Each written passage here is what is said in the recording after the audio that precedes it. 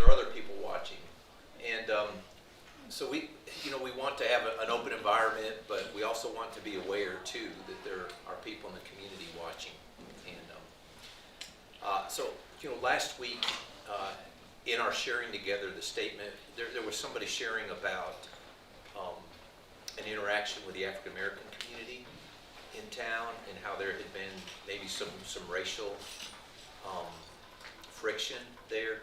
And I actually got a phone call from the community and was able to kind of have a lot of conversations and trace that down. And I just think it's important to know that that information wasn't accurate, and I want to make sure that none of us or none of the people watching would paint our brothers and sisters in the community that way. So anyway, just kind of be cognizant of that. But we're also trying to discern and work this out together. So I don't know how to communicate except just to say let's just be aware. But also we're very interested in how we can discern and work out this together. You can clean that up if you need to. Okay, really quickly. I've really been excited about this. I hope you got to maybe engage in some of the homework that will be sent out. There's going to be some work today that's a really new territory for me, so I'm excited about that. I want to tell a brief story and then read a scripture from Hebrews.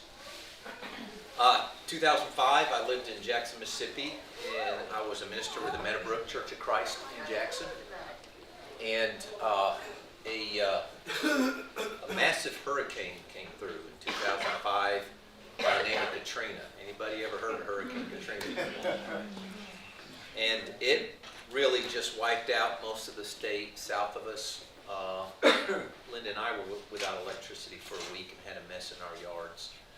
And many of you are aware of the number of fatalities and just the billions of dollars of damage that it did to the Mississippi Gulf Coast and then quite a bit inland. It was very interesting in the aftermath. I don't know if you remember, there were a lot of protests, a lot of anxieties, a lot of anger, especially from people that lived in the lower 9th Ward of the city of New Orleans. That was a ward that was particularly flooded. And there was a lot of voice that, hey, yeah, we know there's a hurricane here, but something else is up. We believe that the government was in a conspiracy. That's why our region was flooded worse than others. And we want to know what's going on here. Now, that sounded really paranoid, and it sounded really off kilter. That word is entirely usually made up of African Americans and some Creole people living down there together. And a lot of those people were sort of made fun of as being misinformed and overreacting, superstitious, whatever. But when I came to Mississippi, I was handed a book by one of the members of the church.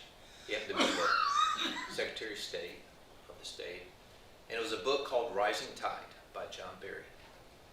And Rising Tide is about the flood of 1927 that flooded the Mississippi River, and millions of acres, especially in Mississippi and in Louisiana. Now that water was coming down the river, and they knew it was coming down the river. And the city of New Orleans was facing a massive flood of the downtown area and all the industry and the banking. And they were quite concerned about how they could divert this river. And they're working for the Army Corps of Engineers and trying to figure out what could be done as it continued to rain and we continued to have rising water. Well, what happened is that the wealthy commercial people of downtown New Orleans went to the 9th Ward, and they appealed to them to breach the dike and let the water come through the 9th Ward and flood it. And if they would do that, they could save downtown New Orleans. And all the bankers and the financiers and all the government officials promised the people in the 9th Ward that they would completely rebuild their houses, either there or in another section of the city, the environment. And so that's what they did. They breached the dike, in the levee.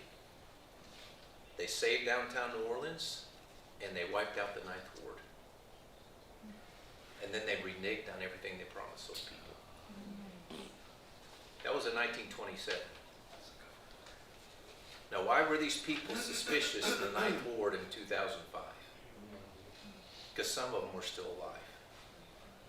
Because the trauma that they experienced over the flooding and the loss of their homes and the broken promises was still having its effect among those people and among those children. The effect of that. So it's so important to know people's background, right? To be able to understand what's going on and why they're thinking that way before you judge them. I love the Hebrew scripture. We think of the incarnation. We think of God becoming flesh. And we read, this is a familiar verse for you. Can I borrow those real quick? Thank you. Therefore, since we have a great high priest who has ascended into heaven, Jesus the Son of God, let us hold firmly to the faith we profess. For we do not have a high priest who is unable to empathize with our weaknesses, but we have one who has been tempted in every way just as we are, yet he did not sin. So we can approach God's throne of grace with confidence, knowing that we will receive mercy and find grace to help us in our time of need. Hebrews does a great job of emphasizing the fact that one of the purposes of Jesus, of God becoming flesh in Jesus, is so that he could learn, that the Godhead could be complete in its knowledge, that God could know us, could know our situation, could know our weakness, could know our struggles.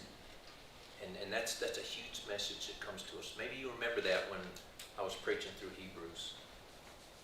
This is where you say, yes, that was a great series. We love it. But this idea of empathy and how important it is to understand the context, to put yourself in their shoes. And that's such an important part of what we're trying to understand. Let's pray together. Father, we are grateful for this message, this gospel of your great, great love for us, of Jesus becoming a human being, for your desire to understand us so intimately. And Father, for providing everything that we need to find the kind of life we were made for. Father, I pray you bless this church. I pray you bless us.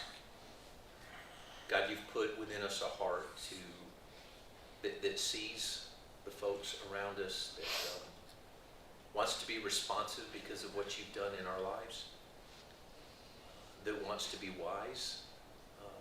We want to learn, we want to understand. And I pray you bless us in this effort. We ask this in Jesus' name, amen. All right. Good evening, everybody. So last week we left off with the conversation about how do people change.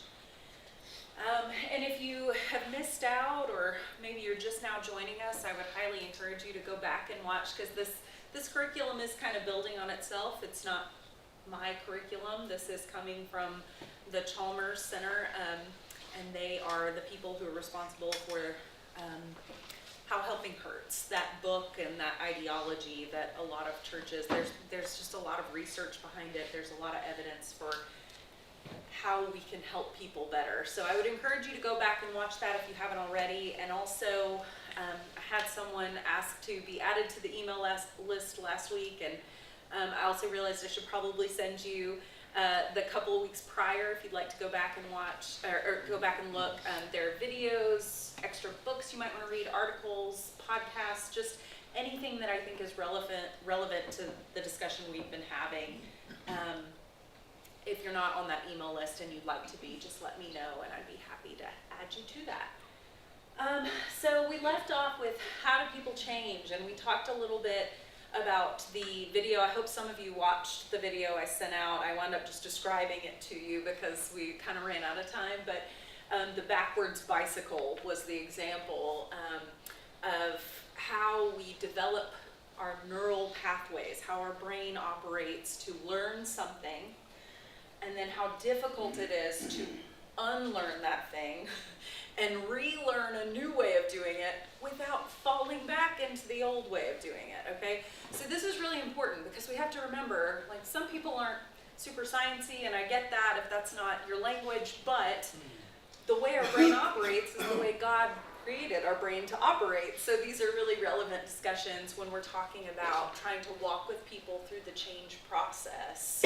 We need to be considering how difficult it really is for any of us to change. So it's good to remember, God is the author of all change.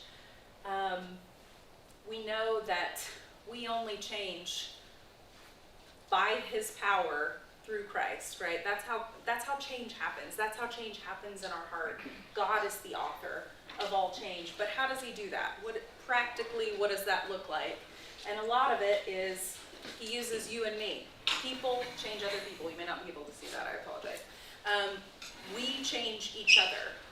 We are the instruments of change.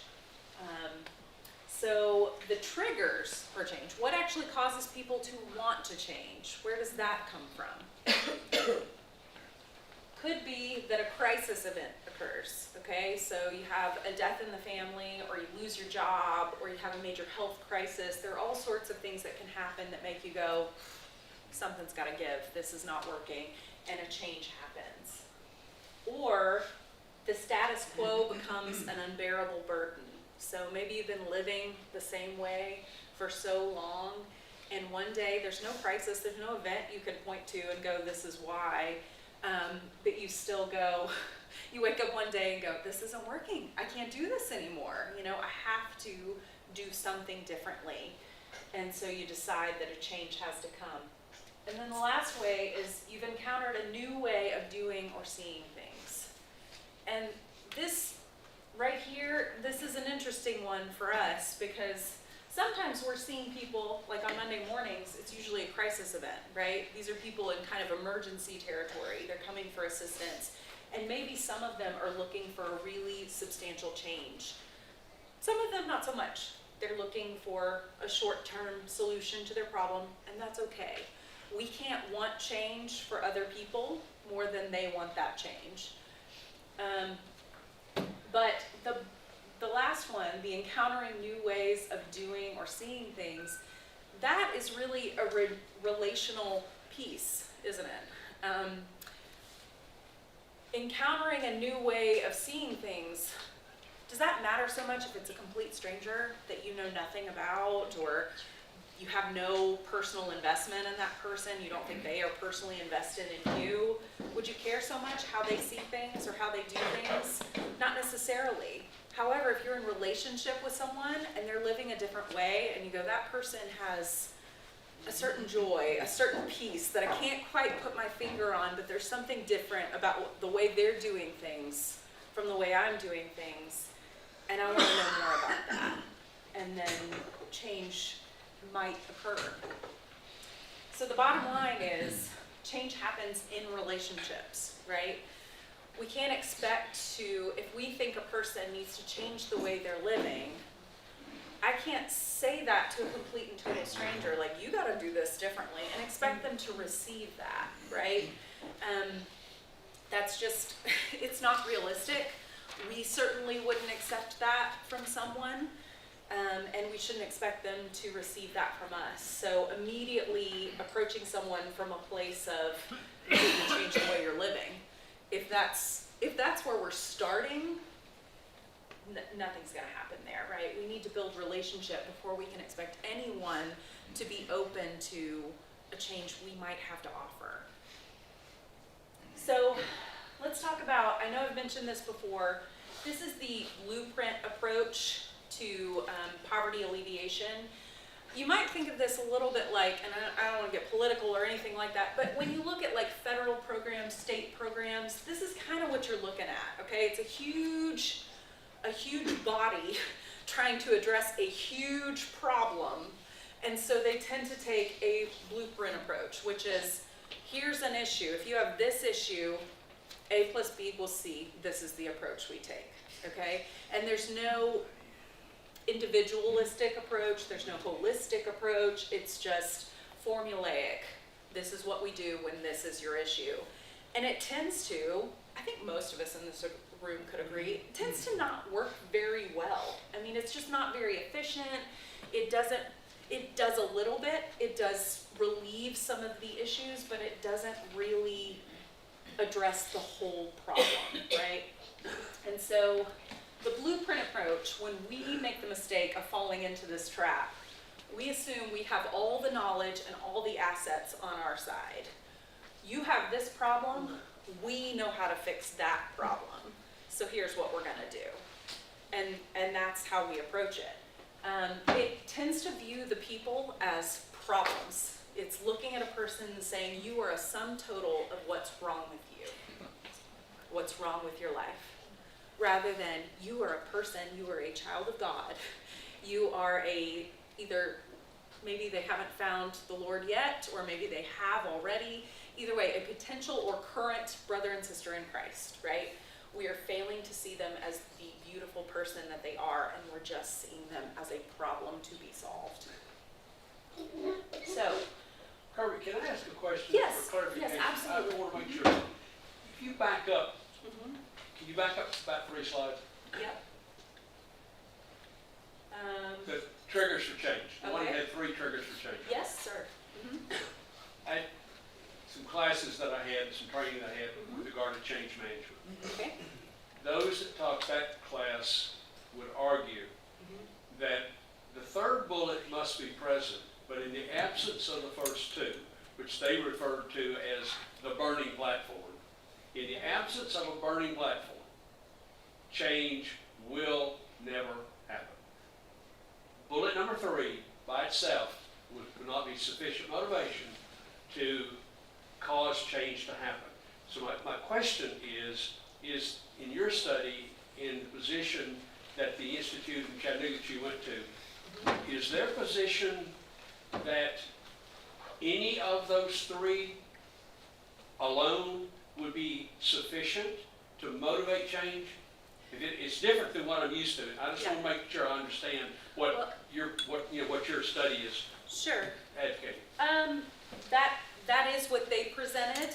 Now, it is possible they didn't dig into that as much as maybe the study that you've done. I do think a crisis or an unbearable burden is more likely to motivate change, is more likely to be a catalyst for change, as opposed to just seeing someone living a different way. But this is straight from the material. That's all I can say about that. So they believe any of those 3 would be sufficient motivation to cause change to occur. That's what the material says. Okay. Okay.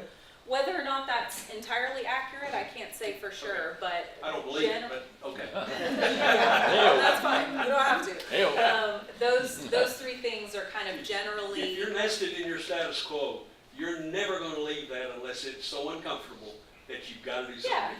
I would agree with that, Dave. I think there's some truth to that. That there's probably, I think it's very rare that one of these will exist without the other, right? Like, now, a crisis event can in and of itself, I do believe that can be enough for change. Sometimes, maybe against your will. Like, change is happening, whether you like it or not, there's change. I think these second 2, there's gonna be a little bit of a combination going on, right?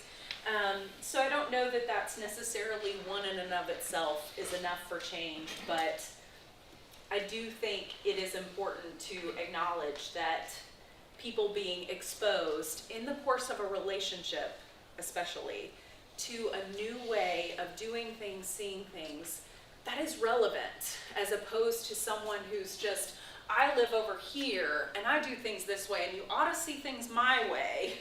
And then they're over here just going, okay, like, I don't know you, who are you to tell me? Do you see what I'm trying to get at there? I think what I'm trying to address is more of the importance of that relationship aspect, that relational aspect, in that being a meaningful trigger for change, okay?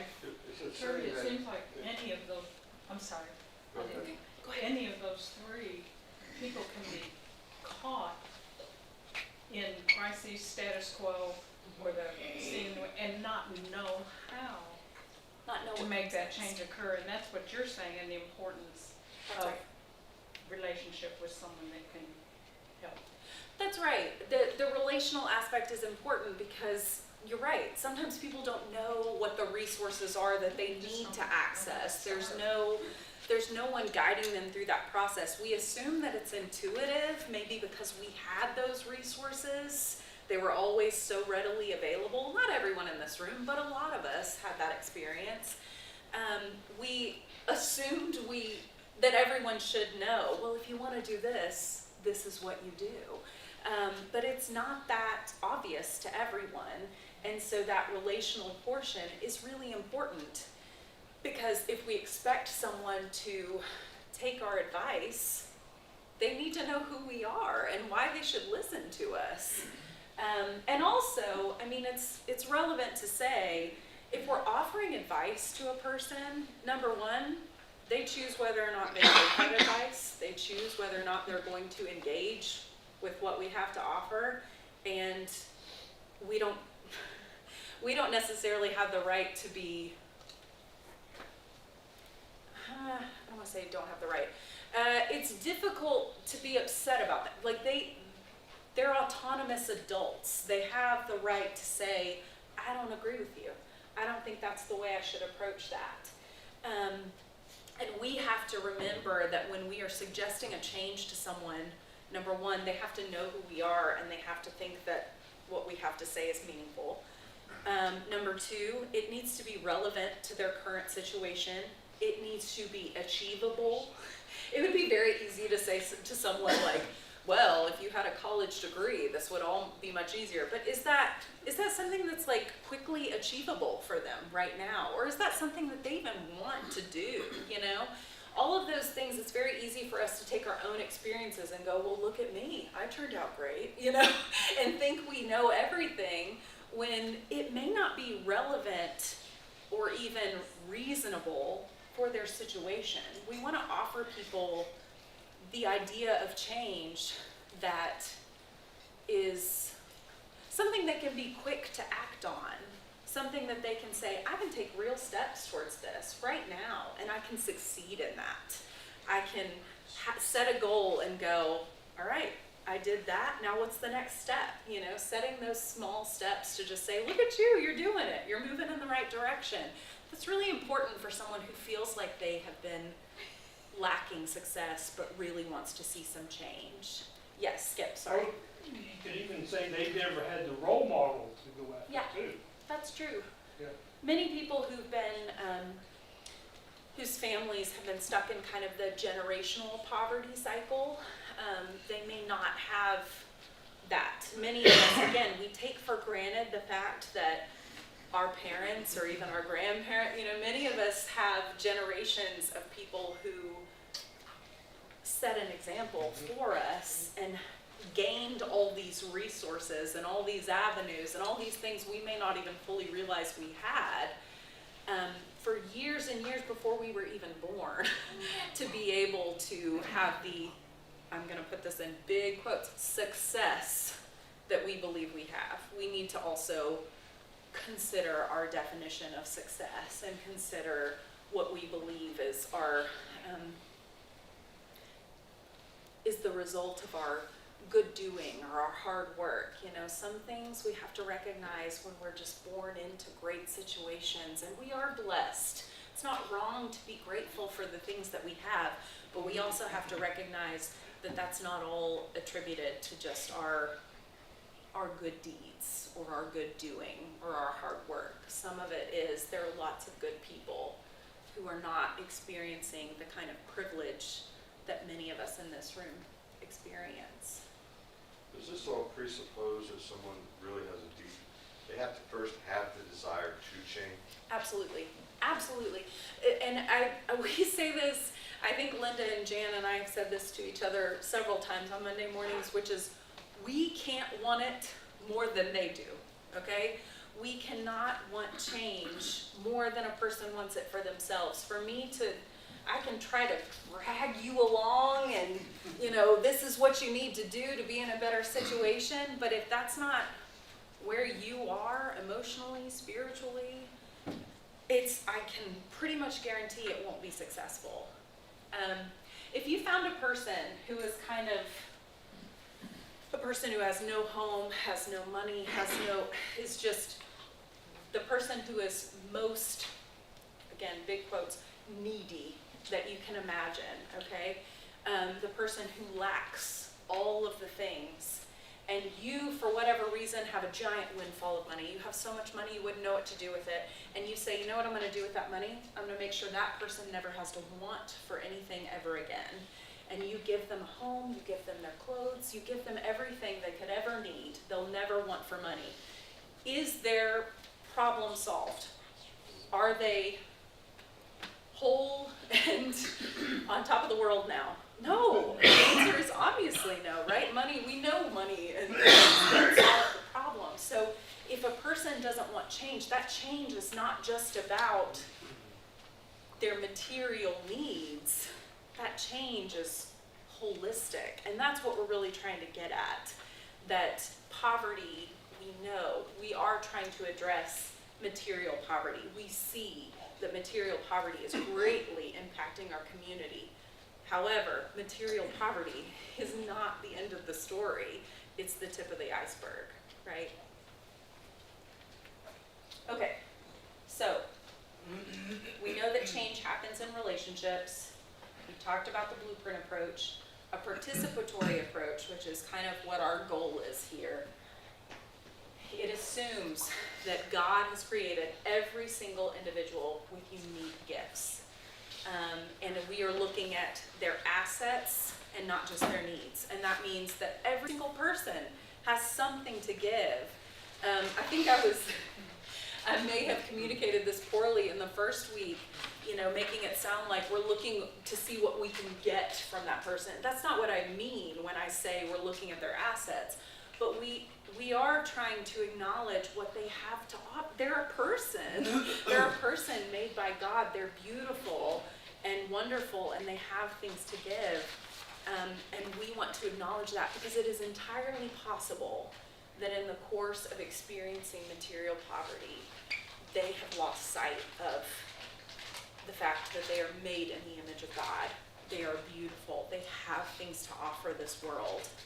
And if we don't acknowledge that, it might be very, very difficult for them to acknowledge that. So we need to make sure we always keep that at the forefront.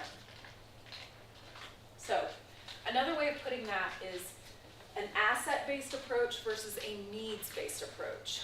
When we take, and many times, for many, many years, benevolence ministries have unintentionally taken a needs-based approach, and it's not unreasonable that they've done so. It is kind of the obvious approach to take, which is, you're here, you need something, how can I help, right? That's not evil, that's not horrible, but it does place the focus on their problem, on their lack. It doesn't place the focus on the person and what they have to give, what their assets are. And so that's where we kind of want to switch our focus. It doesn't always entirely change what we do. It just changes our attitude on how we do it. Are we still going to offer relief when a person has a need? Yeah, if we can and if it's right to do so, we certainly are. But we want to also be acknowledging their whole personhood. So we want to avoid trying to identify just what's wrong, okay? Because what happens is we say, okay, here's what's wrong with this person or this whole community, and now I'm going to take these outside resources and bring them in because I know how to fix it, okay? That's not always the most helpful approach. It kind of tends to view the person as a sum total of their problems, as their lack. That's what we're seeing. So sometimes what happens when we do this, we've talked a little bit, this was mostly the first week, we talked about the 4 foundational relationships, right? The broken relationships with self, with others, with God, and with the rest of creation. And this kind of comes back to that broken relationship with self. And this is true for people who are experiencing material poverty and people who really aren't, way on the other end of the spectrum, okay? Sometimes we have a God complex. That's our broken identity with self, okay? That's our marred identity. You could also call it a savior complex. I think I know what you need. I know how to help you. Let me fix it for you. So when we have that God complex and we're interacting with those who already suffer from a marred identity, their marred identity, people in material poverty, we talked about this again the first week. Someone described themselves as feeling like they were garbage that people wanted to throw out. There was shame in their description of how they experienced poverty. They felt that they were less than. They felt that they were incapable. That's a marred identity, right? God didn't create anyone less than or incapable. That's not accurate. But when we have a God complex and we're interacting with those who already suffer from that marred identity, we reinforce those feelings of inferiority that they already have. So by that I mean we are not empowering them. It's another thing we talked about week 1. We want to empower them. We want to have the expectation, you can do this. If you want to overcome these hardships that you're experiencing, you can. We believe you can. There's a lot to be said for expectations. There's a lot of research around expectations and how those affect people's behavior. A lot of that research is in like workplace psychology and that kind of thing. But one particular study that I'm more familiar with is in schools. And basically there were children separated into 2 groups. And these children had been given some sort of pretest. This was on reading. And they were divided up evenly in terms of ability. Okay, so fairly equal groups. And 2 teachers were told, you have the high performing students and you have the students who have a ways to go, right? You have the lower performing students. When in actuality, the students were equally performing. At the end of the study, they performed some sort of like reading training with the kids, right? Reading education. And then at the end of the study, they found that the children who were labeled higher performing, again, the children were not aware of these labels, only the teachers were. The children who were labeled higher performing were in fact higher performing at that point. And the ones who were in the lower performing group did so. Now, that shouldn't have been the case because the teachers never told the children, you're in the higher group, you're in the lower group. The only thing that really differed was the teachers' expectations of those children, whether they thought they could do better or they thought, these kids probably aren't gonna get it, So our expectations have a real effect on people's behavior. Even if we don't say, I don't think you're capable of this, we're still communicating it in ways that we're not really aware of. So for us to believe in people, to not believe that they are inferior is so important because we want them to believe you are not inferior because they aren't. We know they aren't. But it can be really hard not to get caught up in those cultural understandings of who's got it figured out and who does not, right? So, an asset-based approach assumes that the solutions ultimately come from the person.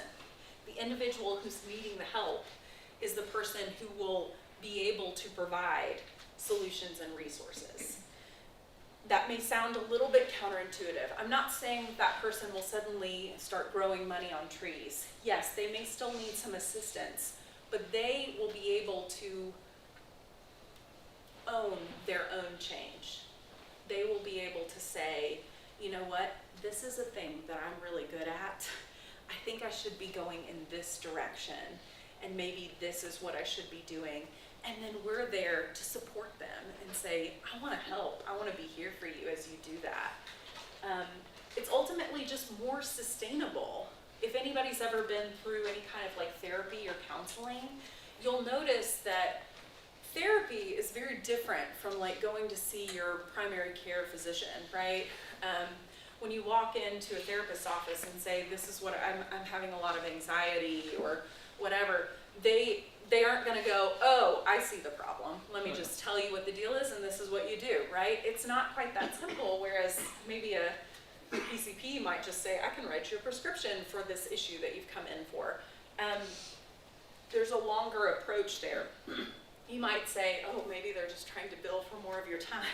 And that could be true, but generally, the truth of it is, you are far more likely to experience real and lasting change if you come to those conclusions on your own. If they come from you, they come from within.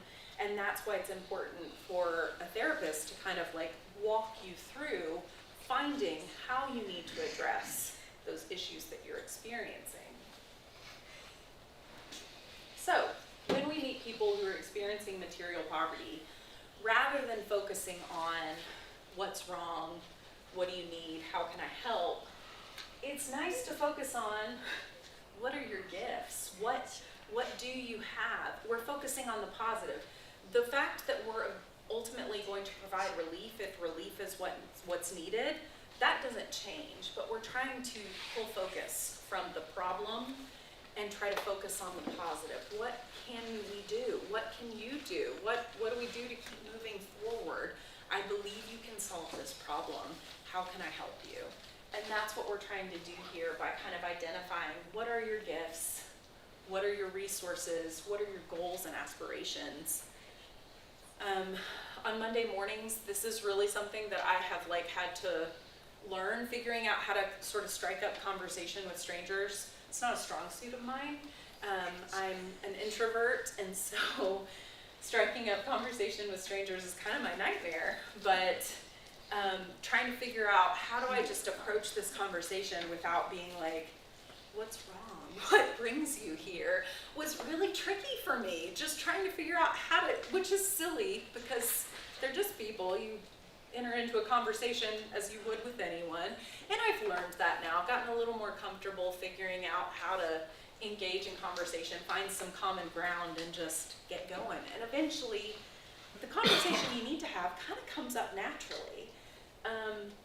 But these are the things we can kind of be doing. If someone's telling me, oh, I just lost my job, well, where am I gonna go next? A lot of times it's something like, okay, where were you working?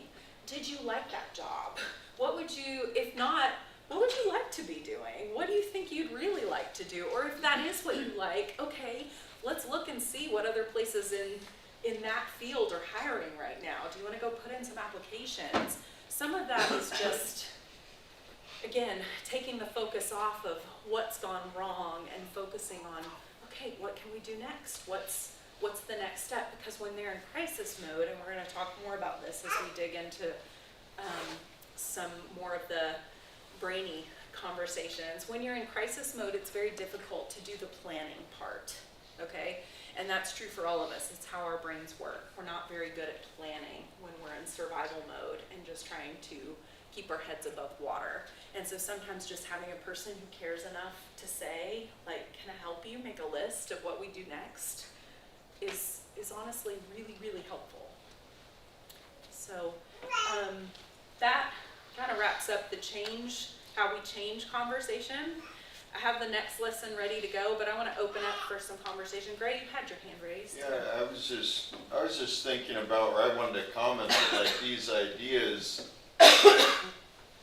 to hang out with somebody, not in a sterile or like, even on Monday morning, it's benevolence, but it's like you're here as staff to help fix people, even if that's not, you know, you, right? That's the deal. So it's that atmosphere of, hi, what are your gifts? What do you like to do? I'm here to fix you. You know what? You know.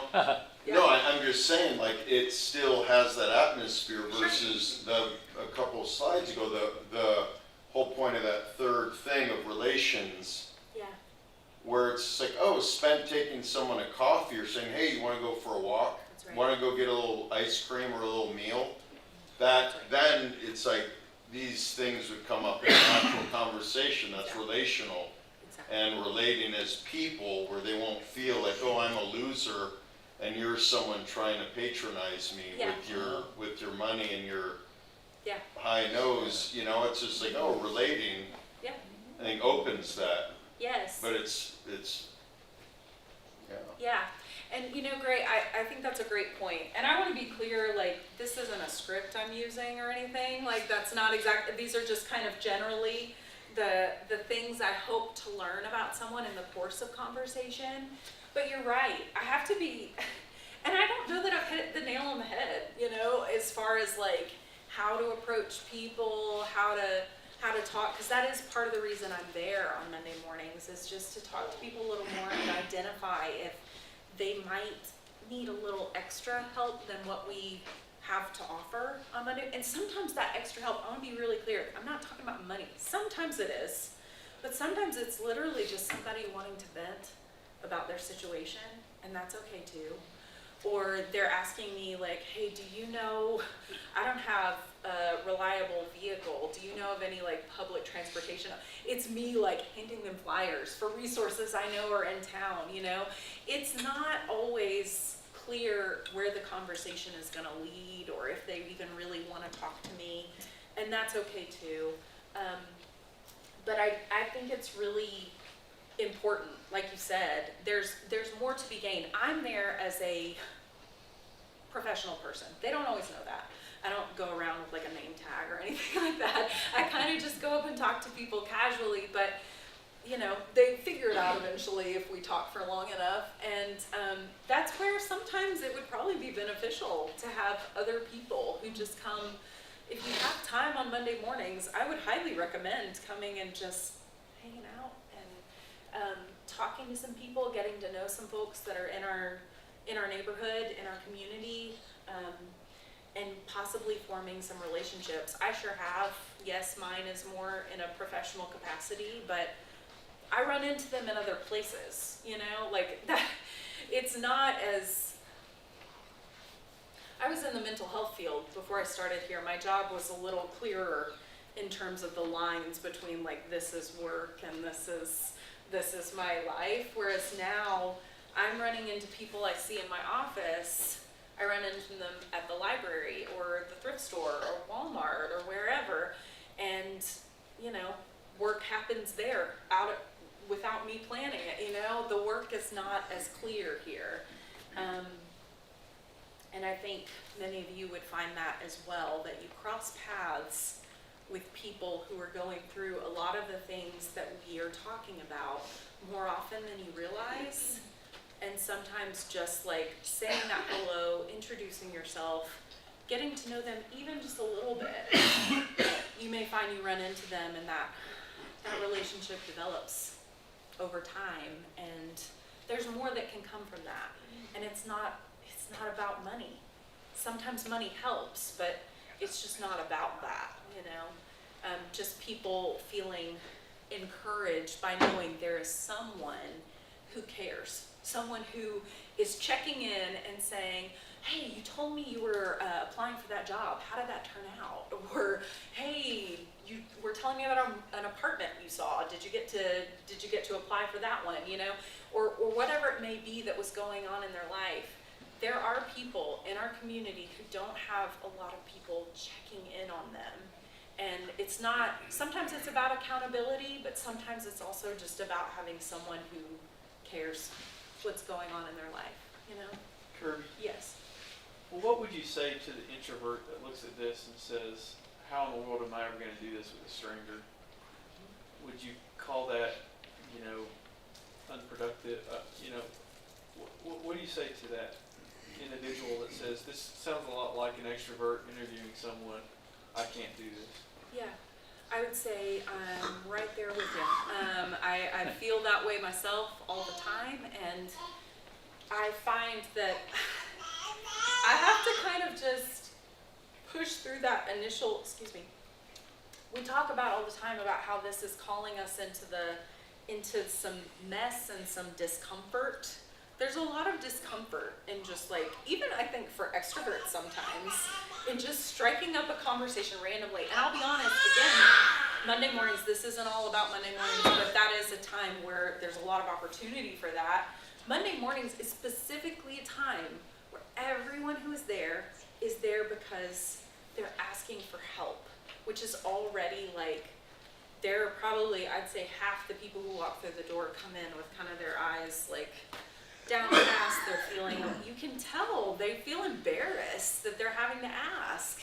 We don't want them to feel that way. We try not to make them feel that way, but it's just sort of the nature of asking for help, right? And so then going in, even if you are an extrovert, and trying to strike up a conversation can feel a little awkward because you're striking up a conversation with someone who's already having a pretty rotten day and you know it. Yes, Linda. Well, I was just going to say that if you are a little introverted, we are there to help you with that.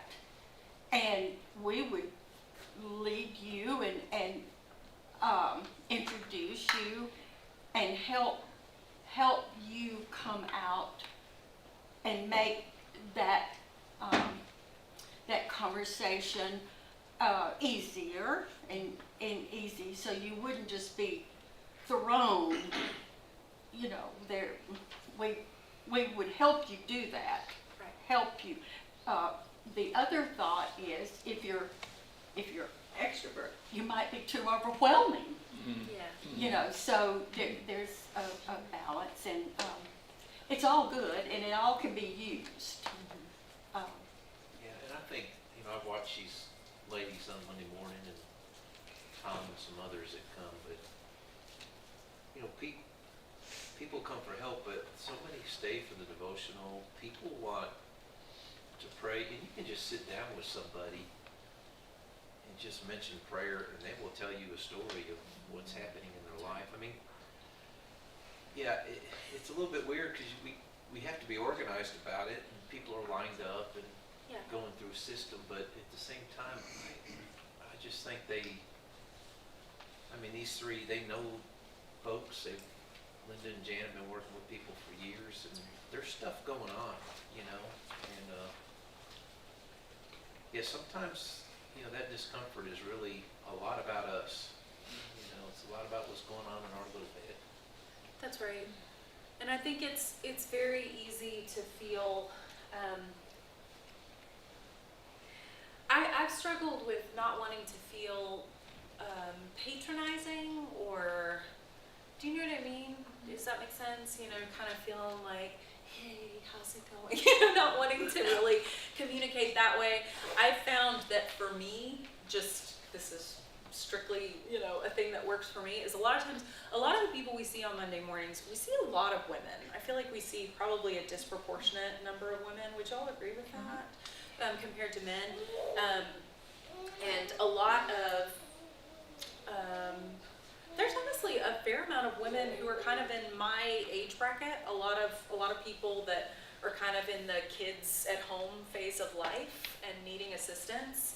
So for me, that's sort of an easy in. Moms can almost always find a reason to talk to each other. If I see they've come out of the clothing closet and they're holding up, kids-sized pants, I can kind of go up and go, oh, did you find what you need? And talk to them about their kids. And again, that's kind of my way in, and I think that has been God training me a little bit to get a little more comfortable talking to people who it would be easy for me to think, I don't know if we have anything in common, but that's hubris talking. Like, that's not real. Of course we have things in common. Like, we're people. You're a mother, I'm a mother. You can find common ground with pretty much anybody if you try hard enough. And so I think God's been really teaching me something there. And that common ground, that's how we start any conversation. That's how we meet any person. You want to go about it in a way that is normal, the way you would talk to anyone. Otherwise, it seems like you have an agenda or something, when really our agenda should be nothing more, nothing less than the mission of God. That is our agenda. You think it's, so, between the winter shelter and that group that come to winter shelter and the folks that come on Monday for benevolence, and it is hard to know when to say something and when not to say something. It is hard to know that, Skip was really good about some of the training with the winter shelter and because of some of their situations and their mental state, and I think you're going to cover mental state later, but just to know when it may be time to back off, give them space, and to be able to read the signs of, I just need love, I need understanding. Yeah, and honestly, Rick, I think so much of that, I mean, it is very much a case-by-case basis, but also I think so much of that comes with practice. Unless we have a lot of practice, and so much of it I think is prayer as well, prayer and preparation. I've done, since I've started this job, I've done this course, yes, but also a lot of other reading, a lot of other, taking in a lot on these kinds of subjects, just trying to prepare myself and feel like I had, that's my method, is when I have an insecurity about something I'm going to do, I read a ton about it. That's not everybody's mode, but I think there's a lot of preparation and prayer that goes into it, and you just pray that God will give you, and honestly, many times that I'm relying on that gut feeling, just hoping that it's the Holy Spirit, because I've prayed about it, And I think that's all any of us can do. And that doesn't mean we're gonna get it right every time, but there is a lot to be said for just praying and practicing. Yes. I'm thinking, I'll try not to get off topic, or maybe this won't land, but I'm just thinking about the magic of like self-disclosure, like kind of riffing off what my husband said and what he brought up too. Like when I went as an adult to receive this kind of aid in my 30s, like it's so humiliating. Yeah. It's far beyond embarrassing. It's humiliating, it's shameful, and it just feels really bad. Yeah. And I encountered really kind people. Like no one was rude to me, no one was demeaning, but it's just that classic thing that you're discussing. Yeah. And I didn't have any like relational interaction with anyone. So take that, what I just said.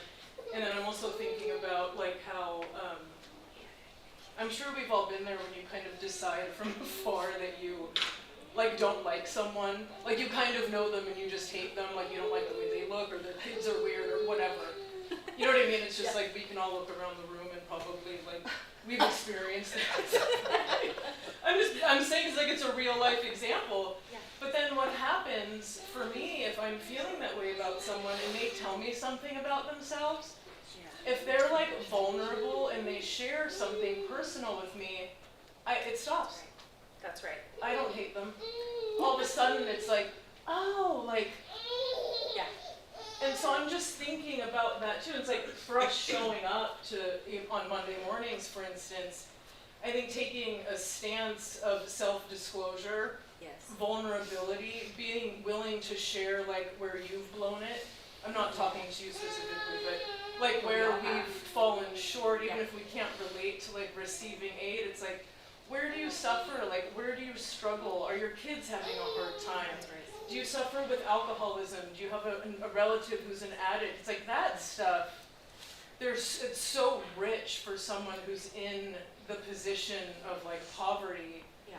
To look at someone who's doling out the resources, but also see a brother or sister in the suffering.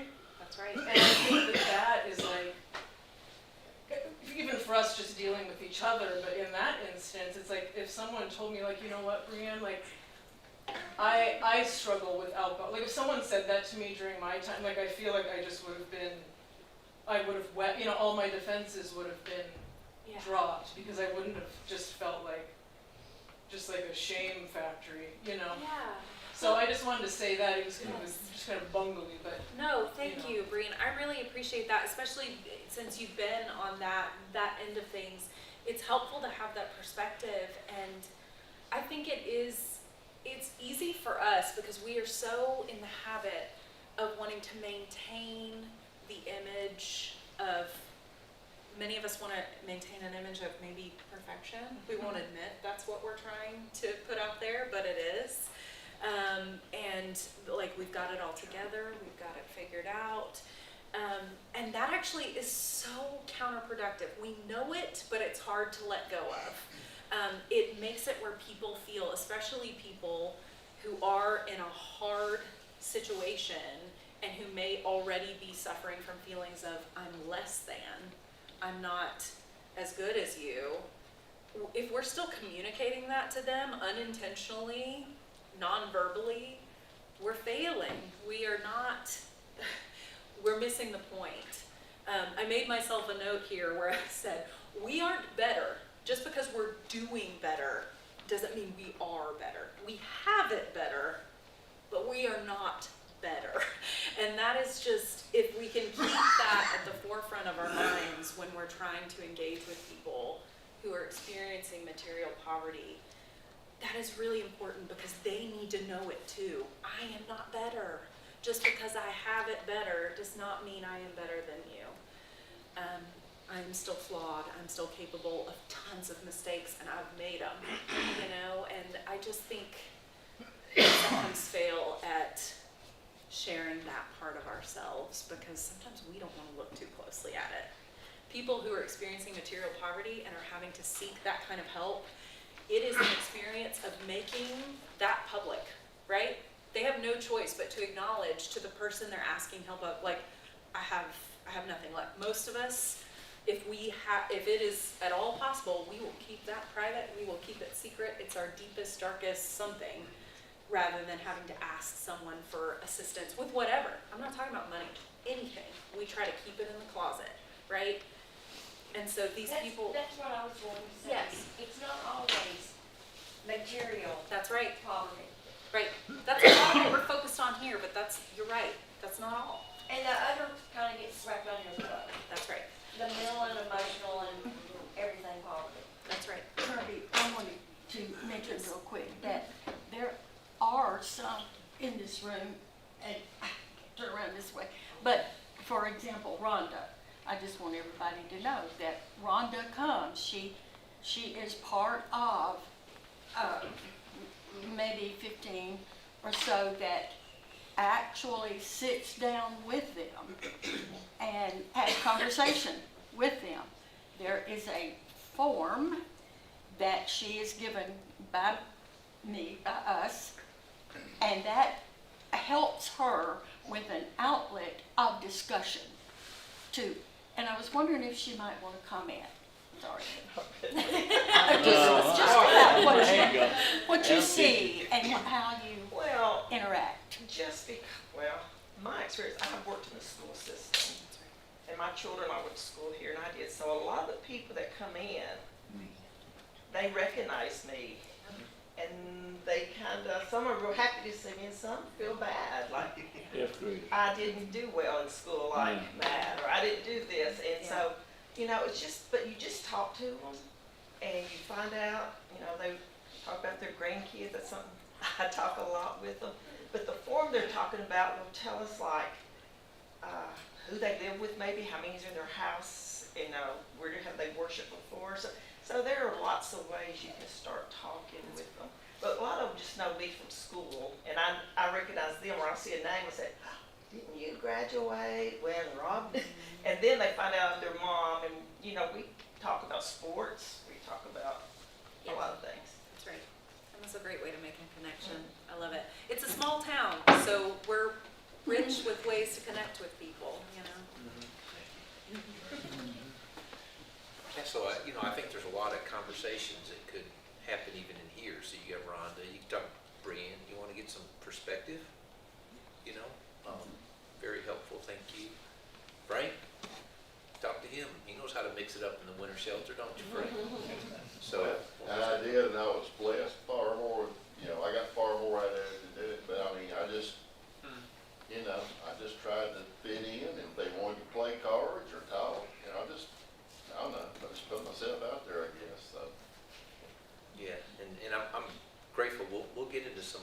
things. You want people like, man, if you were part of a faith community, you're not doing an advertisement. I'm not bashful about it. I'm not doing an advertisement like you need to come see Cedar Lane or, but faith community, well, why aren't you part of a faith community? What happened? What happened? What was it like growing up in Tullahoma? Or as I often do, I purposely mispronounce it and say Tullahoma. I do that on purpose. Say, I'm new to Tullahoma. Tell me a little bit about it. I do that on purpose. You guys. It's purposeful? I think that's how it's really pronounced, Jerry. Yeah. I think that's how you're really supposed to say it. Tommy Hey, so- Woody just walked up and down the hall. It's Yeah. just casual. It's, we really, you guys, there's some beautiful things happening, and let's just grow in it. See the people around us, see the people in Publix or Kroger, if you're still shopping there, or Walmart. Just, Max says people stop him all the time in Walmart. He's popular. Constantly. know that God's already at work in people's lives. He's there, he's at work. It's not all on you. Be blessed. Have a good week.